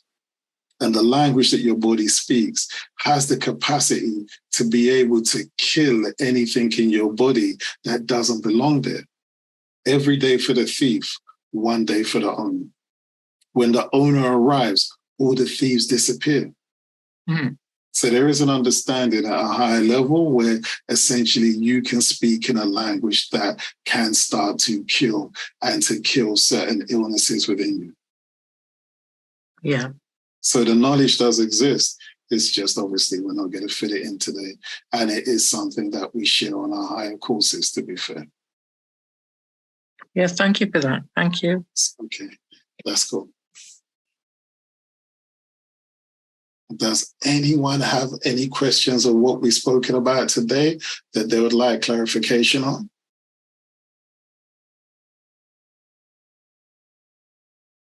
Okay then, folks. I'm very grateful for you becoming part of our community of the village that we're trying to create. There's a few more people that should have been here, but we're going to try and encourage more. And we encourage you to put questions in the question box. And we're going to put videos for you to be able to see on different conversations we're having regarding different subjects. In this zone, I'm not working on no foundation, intermediate, advanced. If you ask a question, I will answer the question as best I understand it and the best way that I feel you may comprehend it. If you don't, if you're not sure with what I've said, please, please, please don't stand on ceremony. Ask me what it is that I'm saying. Yeah? Go ahead, Dosa. Would you clarify the chain that Obatala came down on? Cool. The chain that Obatala came from is a portal. The chain is not a chain as such. If you're going to Ifa, they can break down the concept of light and darkness and how light is essentially, how do you say, light always comes out of the darkness, but ahead of light is darkness to come. So we're always in a situation where our consciousness is moving through different parts of ourselves, moving into different dimensions, moving into different places. Now, everything is a portal. What you're looking at now, I'm looking at portals on a screen, aren't I? Where you are essentially traveling through whatever method of communication, phone, laptop, what have you, and you're traveling through the portal of the camera into my front room where I am now.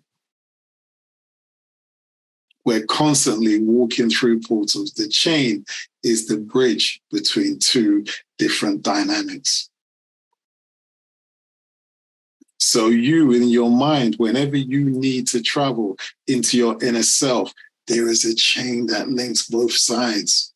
Your higher self, there is a chain that links that place from being able to pass information to you. And if we're talking about your past lives or parallel lives, there's also a chain between all the different versions of you. That's why sometimes when you ask a question, another version of you can give the answer. Hence, you're in a position where you turn around and say, where did that come from? That was really good. Let me write down what it is that I just heard in my mind.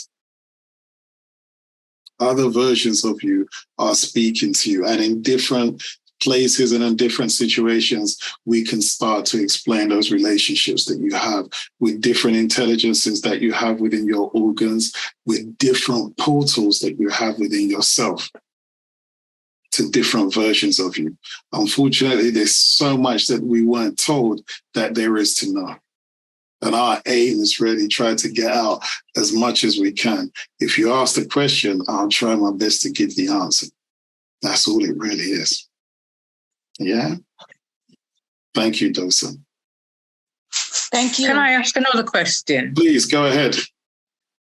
Now, I know it might not be the subject you want to discuss. No, it's okay. Go ahead. Here in this forum. That's why it's the quick Q. Well, I've spent quite a bit of money on these books regarding angels. Okay.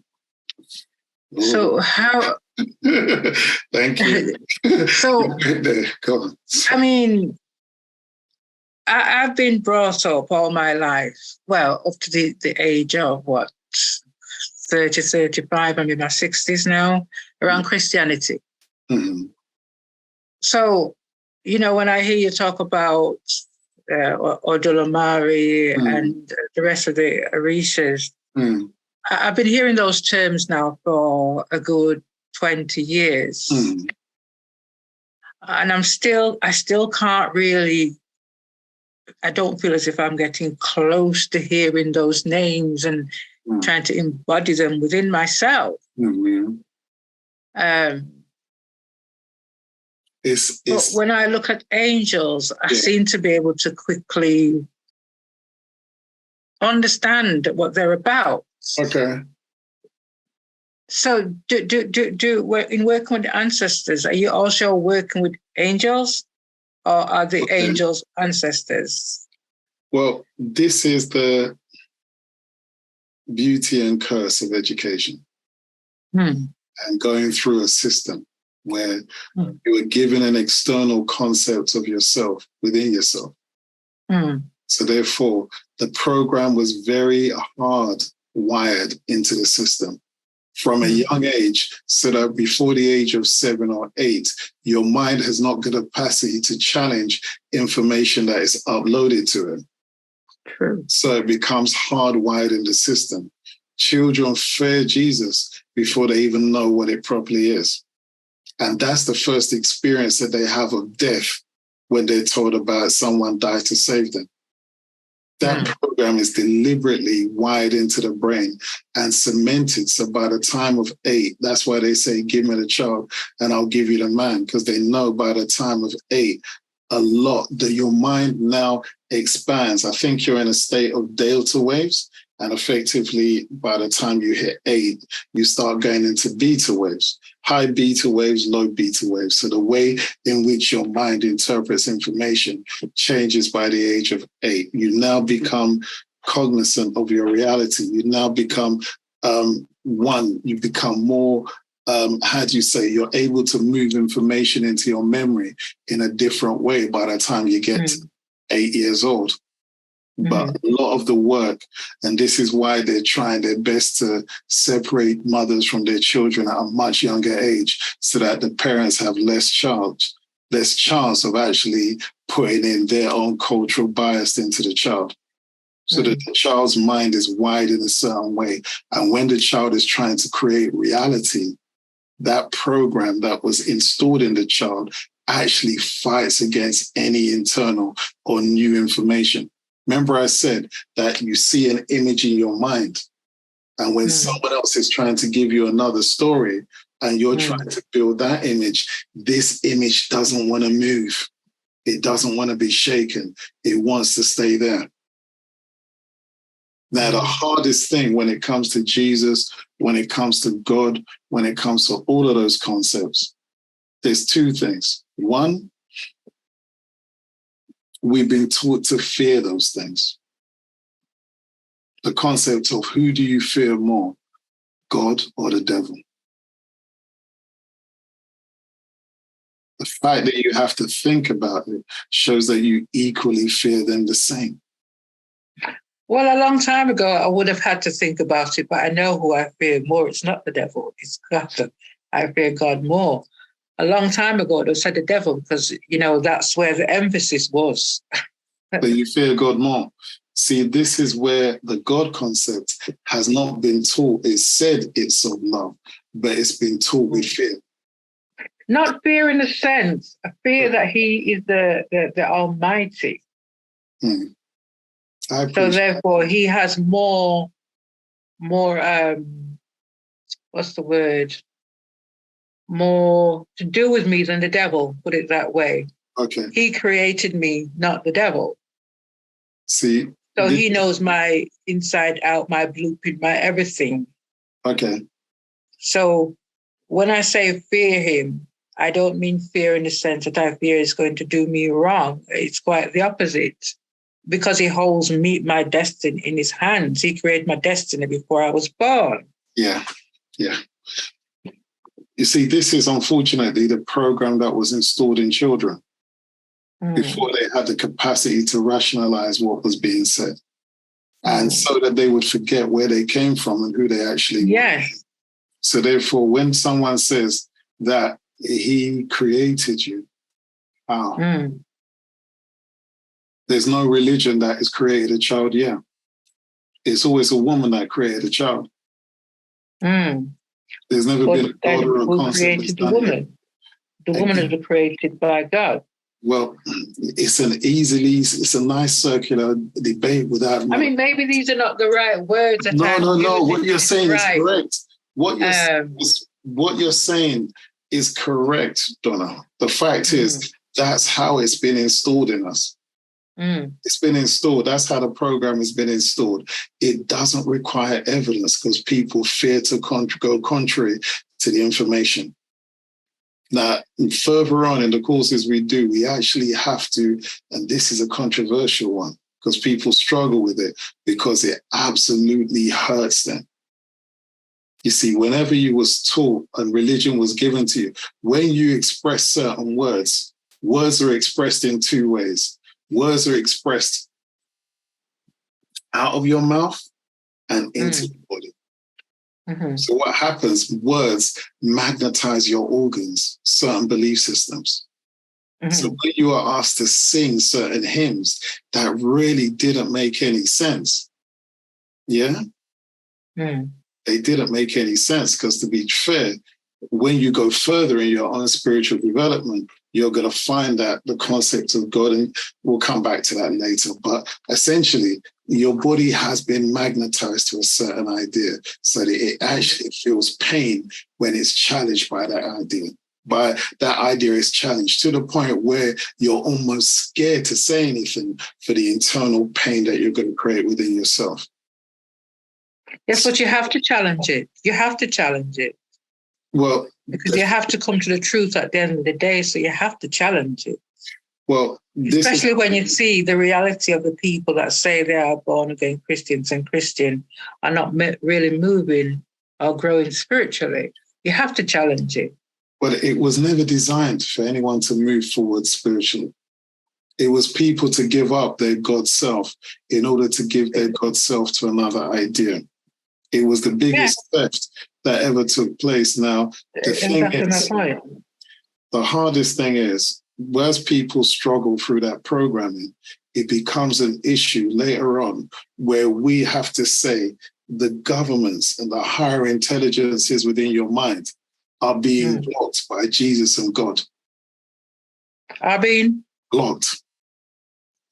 Jesus and God block you from getting into the higher versions of yourself. The governments and the different departments within your mind that you use to create your reality.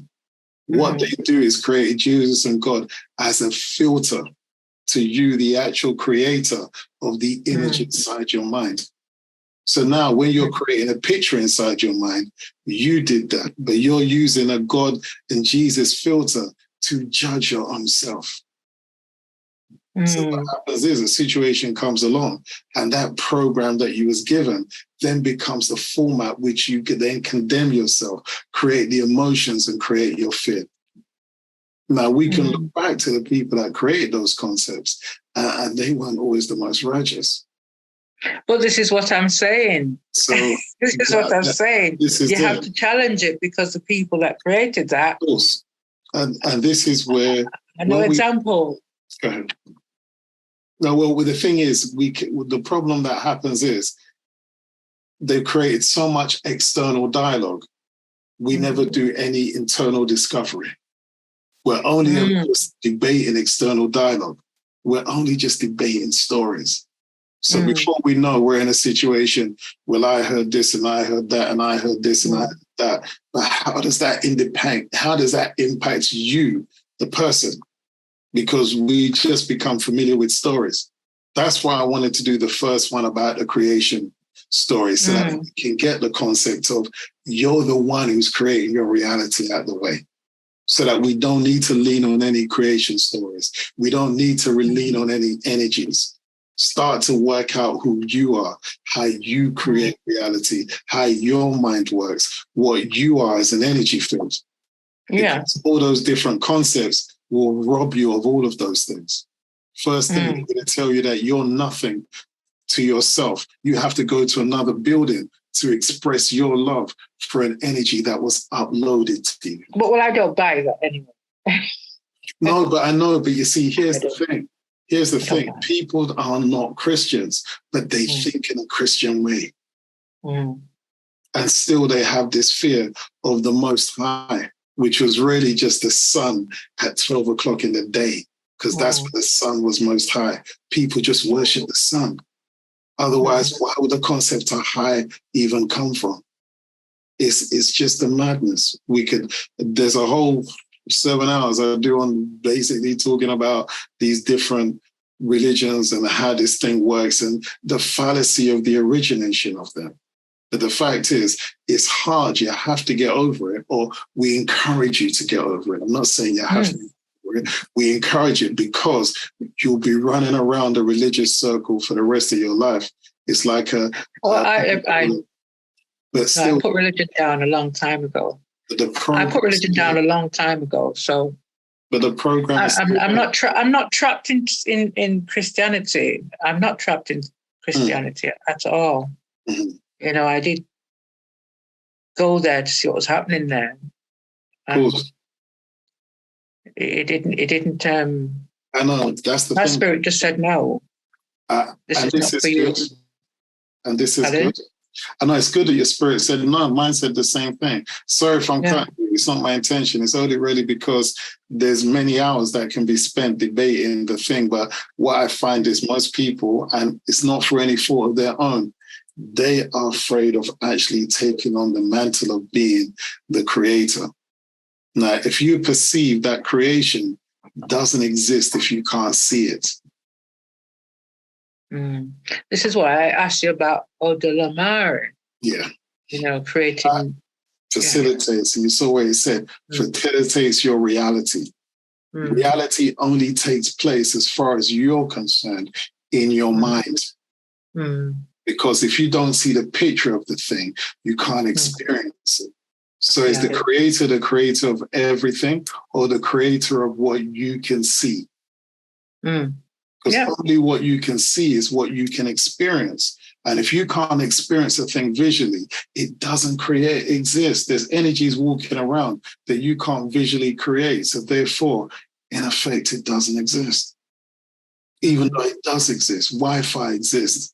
We see different energies, rays existing, but we can't see it. So you would never describe it if you was in a room. So therefore, reality is what you can actually create within your mind to experience. So therefore, if we're looking for the definition of creator, how can that be anything other than yourself? Because you could say, oh, I didn't create this. Well, if you didn't see it, you wouldn't be able to create it, to be able to actually even articulate that it's there.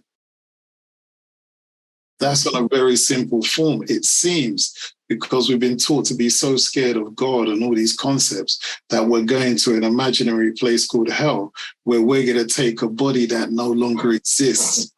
What's the one thing that doesn't travel with you? Your body. No, I don't mean fear God in that way, but I leave that for another. No worries. It's one of those things, and the only reason I don't fear God in that way, because that's where life is. So I don't fear God. Well, this is what I'm trying to say. The hardest thing is the God that we seek is ourselves. Yeah. And that's why we fear ourselves, because that's why we've got to transfer the concept of our creation to something else so that we have something else to blame for what we're not prepared to do with. What you're prepared to deal with will always be put in front of you. You'll always be given more tests until you've conquered what you need to do. Otherwise, you'll be looking for some God or some other concepts to blame for why you don't have anything, and to blame for and to ask for what you want. And you want pull on yourself. No, thanks. It's all right. That's it. That's why I sort of had to labor the point, because in honesty, it's one of those things.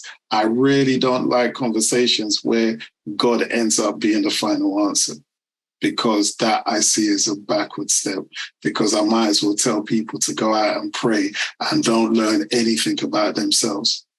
And that's the last thing we want to do. Yeah. We do that. It's my wrong terminology. No, thank you. But thank you for bringing it up, because we had the concept of doing it. But yeah, the Oludumare concept is that the energy that exists allows us to create what we want to exist. Yeah. Thank you for that. No worries. Thank you. Okay. Does anyone else have anything? Otherwise, we'll close out this week one. We'll be having another one on the 15th, where we will be talking about the entities behind narcissism and start bringing it more into the human world, but to show how we are a collection of different personalities, different frequencies, different programs, and how this is being used to allow different energies to come over and take over our behavior, to the point where we don't always have control how we're going to behave from one moment to the next. Yeah. That's on the 15th. We'll try and get it done in 3 hours, because I'm not going to go through all the different types of narcissism. We're going to start talking about the entities and where they come from. Yeah. Okay then, folks. Thank you very much. The 5th, did you say the 5th or the 15th? 15th. Okay. It's going to be every 2 weeks. Okay. We're going to try and keep it up every 2 weeks. Yeah? Yes, this should be available hopefully tomorrow on the website. Yeah? So you can go into the members zone tomorrow, and you should, by the end of the day tomorrow, you should be able to go into the website and be able to watch it over if there's anything you want to go over and watch it in your own time. Okay? All right. Thank you very much, everyone. We look forward to seeing you next time. All right. Please have a good couple of weeks, and I'll look forward to you seeing you then. Okay? Our next event is the spiritual side of narcissism and the entities involved. See you soon. Goodbye.